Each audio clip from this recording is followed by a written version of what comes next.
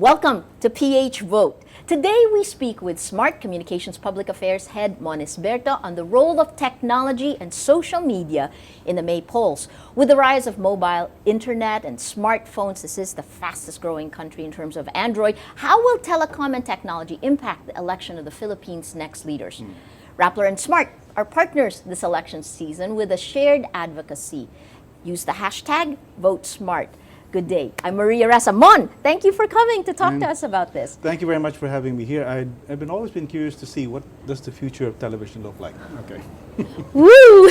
Anyway, yes. Well, thank you for joining us in this advocacy. First of all, what role will technology play in the May elections? Okay, let me answer it this way. Certainly it'll be more than in the past, more than in 2010. But whether that increased quantity will lead to some change in the quality of its impact, it's really, the jury's out on that one. You have more people on the social networks. You have a larger mobile networks available, more capable, faster speeds. Excuse me. Sure. I just have to put this one off. No problem. No problem. Okay. So there are more people who are online now. It's 35 million. Yep. And 35% internet penetration rate, well, correct? the numbers are it's a matter of debate. Yes. Some are saying 35, some are saying 40%, but certainly more than it was in 2010. In 2010, the results of what people were doing online on the internet, blogs, social media was still in its infancy. It didn't reflect real world results at all. Okay. Do you think that will be closer this time around? Well, hard to say, but I would certainly, I'm sure that social media will play a greater role in the sense of people sharing their views about, what's wrong or what's right about this election or this Correct. candidate. You'll have much more than in the past, because not only is the number of people increasing, it's the velocity also of the conversations that are taking place. Right. And I see it I'm talking from my own personal experience. I mean, 2-3 years ago, I wasn't in Twitter. Right. I joined Twitter about a year and a half ago. And you're active on Twitter. It's Yes, fun. I'm trying to be anyway. Yes. So, and I can see from the interaction that people interact a lot more. Yes. And in fact, my sense is that people's views and opinions are being increasingly shaped by what they exchange on social media, because you're talking with friends, Correct. people whom you know. In fact, that's one of the things we have to watch out for, because if you're not conscious of it, Yes. you're cocooning yourself with people, with like-minded people, Yes. and maybe not allowing yourself to have the benefit of people whose views are contrary to yours. So those are the things that are happening, and I think you'll see more of that in this election, certainly more than in 2010. How do you think the candidates are using social media right now? Well, everybody's trying to, Yes. but I think of varying degrees of success. The difficult thing about social media is that it's hard to herd people. It's a space where opinion can be absolutely brutal. Correct. And what is fake is quickly exposed in one way or the other. So when you have to be a very stern stuff and strong stomachs to go out into a social media environment, Yes. And just be ready to accept what comes along. How do you know what's real and what's not real? Oh, that's a tough one. I mean, because appearances and reality, I think that's where your judgment has to come in. Okay. And I think this is one of the great challenges that social media now faces. How do you cultivate the judgment of people? How do you Yes. educate people so that they can make their own independent judgments? Putting together all that they hear from their friends and their not so friends, and then coming together, in their minds and saying, okay, I think this is the right thing and this is the wrong thing. How important for Smart, largest telecommunications? How important is social media? Oh, definitely. What role will it be playing? It's certainly very important. It's already occupies a large space in the way people communicate. That's why we have been orienting our services to address this particular market. And it's, like I said, how do I say it? It's creating an environment. It's creating an ecosystem. So it's not just me to you when I Yes. send a message, for example, in SMS. When I send a message out in Twitter, it's me to so many people. I don't know who they are, some of them sometimes, and then you end up interacting with so many people much more than you would in a normal one-to-one communications. And everyone else can see it, right? I Yep. mean, everything is so transparent. Is that good or bad? Good and bad. You know, the thing about technology, as with most other things, is that you have everything all in one package. You've got the good and you've got the bad. And I think the challenge for young people especially is to know the difference between the two. And just realize that life is always like that. You get both the good and the bad. That's why I think the critical element now for people, young people especially, is how do you develop critical thinking and judgment in a social media environment. That's And that's a challenge, not for older guys like us. yes. How do we share our opinions and our views in a responsible way, so we develop critical judgment among people who are now living this world. And I really think about that, Maria, because even on a personal basis, I see my grandchildren Yes. who are 2, 3 years old. They play around with smartphones and tablets like it's the natural thing to do. Yes. In fact, for me, the big insight I had once was I saw a kid, guessing about 2 to 3 years old. He was looking at his colorful magazine, and he was trying to move it like a tablet. And of course, he was disappointed because the picture magazine wasn't doesn't do it, moving. yeah. But that told me that the frame of mind of that child Yeah. was already very different. To him, the tablet was the norm. Yes.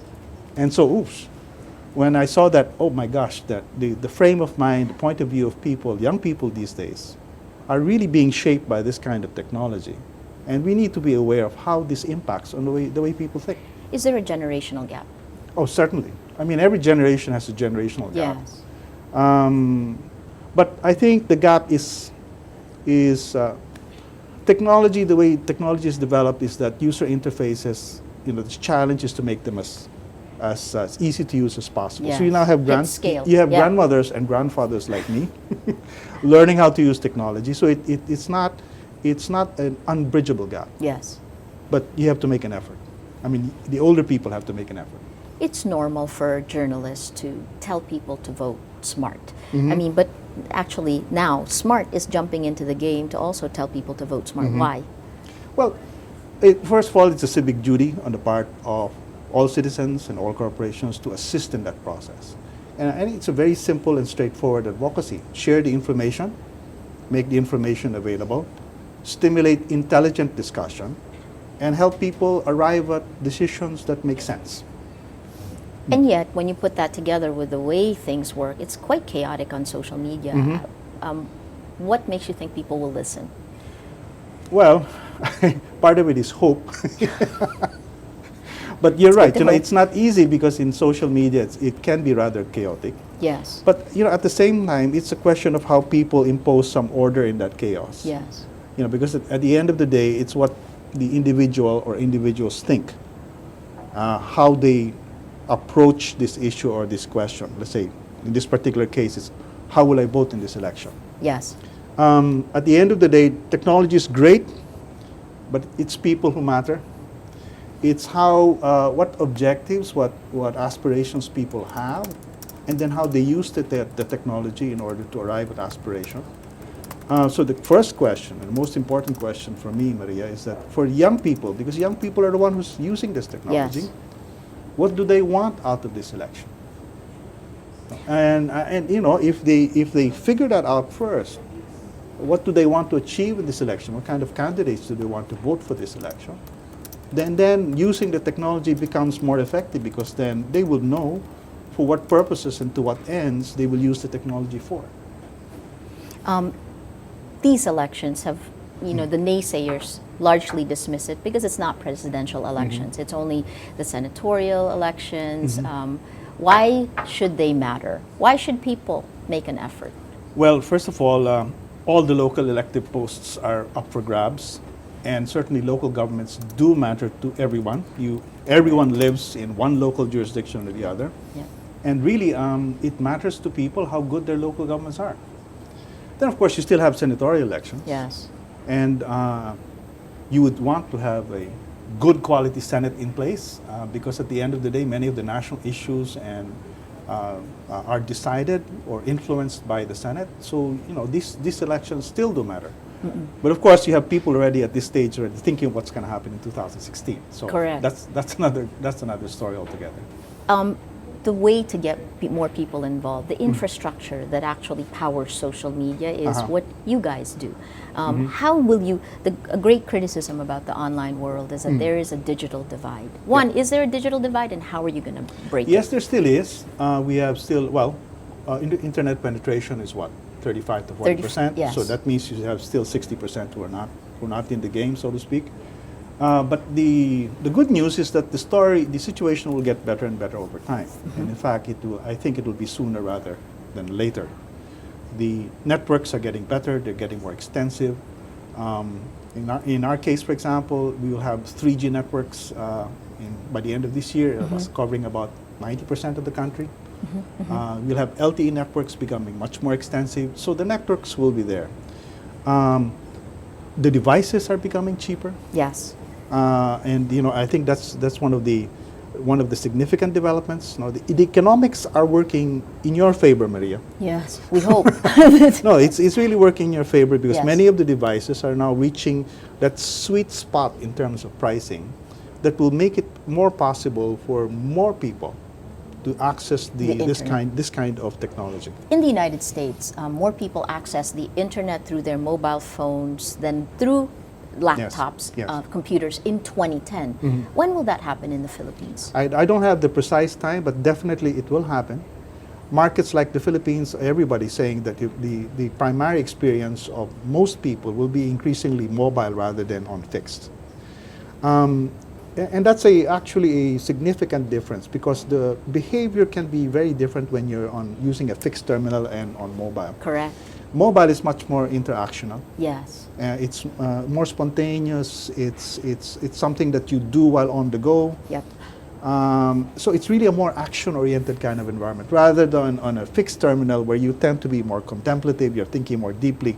So I mean, if you're looking at us, we're an integrated operator. We have both fixed and mobile services. Yes, correct. Our message to people is use the technology in the appropriate way. So there are uses for which fixed technology is much more appropriate. Use that. Mobile, use that when it's more appropriate. But definitely for Filipinos, as in many developing countries, you will find that mobile will be the first and perhaps primary experience for many people of the internet.